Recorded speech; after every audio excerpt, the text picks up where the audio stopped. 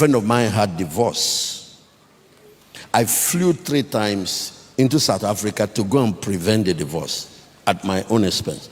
And I will go. When I finish, I'm so happy because they reconcile. They've, all the differences.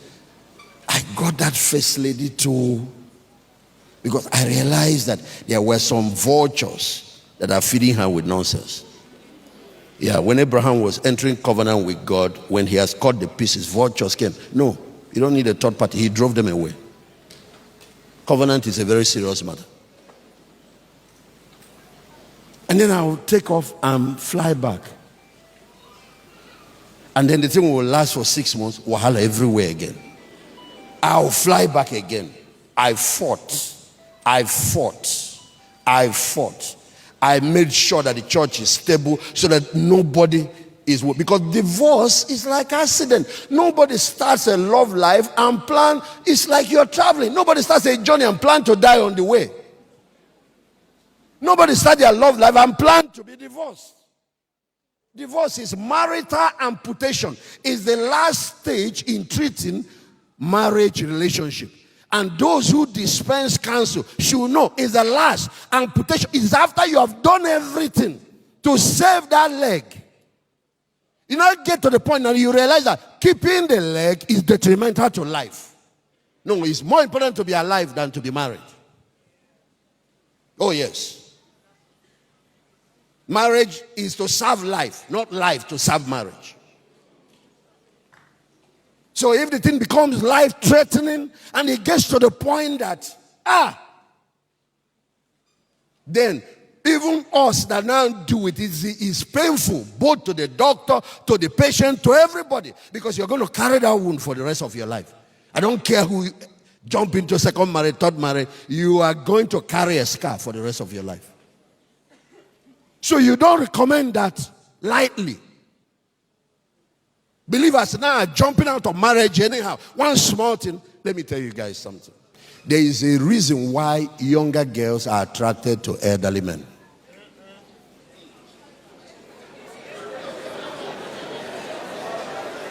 Go and ask Bianco Juku that married that man at OA. And there are many of them I know. Because the elderly men bring stability, bring security, they bring wisdom. Probably their wife have died. But, so what happens is that the girl comes in there and she's just a baby girl enjoying her life. The man is just busy pampering her. Go and meet him when he was still young, when he married his wife. So there are benefits in that type of marriage, but there are disadvantages. Just like the case of Ojukwu, he has died now and left her. And that's not the only disadvantage. You might get to the bedroom and find out that some of the equipments are broken down. So you will need some assistance from some quarters. So you have all the cars, you have all the enjoyment. He lets you go to US for 6 months for all and all that. So now let's come back to the marriage of the youth. 2 of you are young, maybe sometimes the same age, sometimes some few years in between them. That's the marriage that is hot love. Very interesting. But there is something you guys need to know. Ladies mature before men. That young man, you've married him, is still finding his way. He's still fighting to establish his destiny. Like Joshua, he's still fighting with the kings of Canaan. So he comes back home with a lot of things, with stress. He might be a minister, he might be a pastor. He still has a lot of challenges, and his blood is hot. One girl passes his office with some things behind. He gets his attention. I want you to know that. So sometimes there are some challenges that come up. But sister, calm down. The storm will soon be over. Both time and wisdom and experience, the things he's going to go through in life, plus the word of God will soon fine-tune that man and bring him to a mature stable. The issue is that you think, no, because he spoke one day, and you were hot.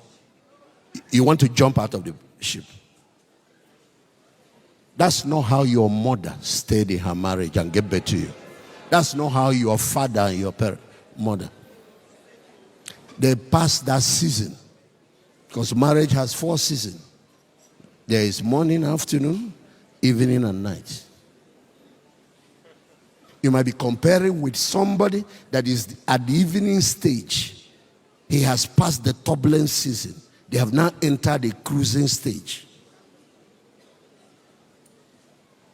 So if you marry your young love, there are challenges. You guys have to grow through the season. If you marry the advanced guy, there are challenges. He will pass on and leave you behind. And when you get to the bedroom, you might have to draw the engine before it can work. Draw it. You know some of those generators that you draw, you keep drawing. When you finish, it will fall. You draw it.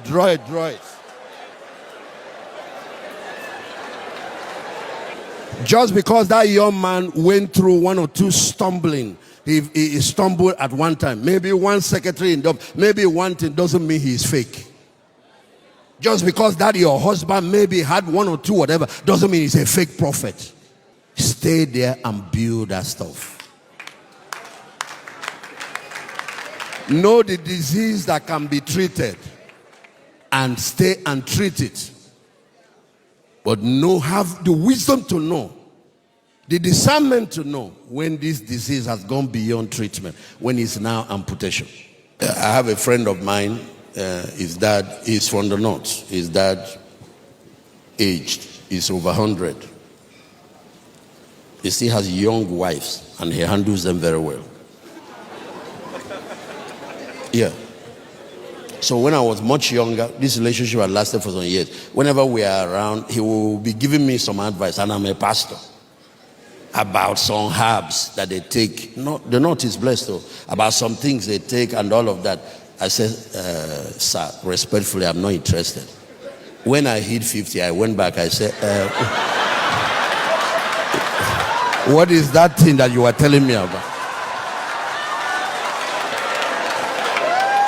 He said, Pastor, are you the one asking? I said, forget that thing. No. Pastor, no reach here.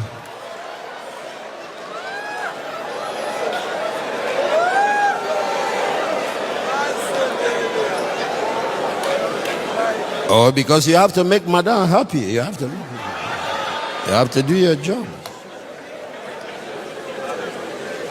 The only one I've decided is that nobody will kill me.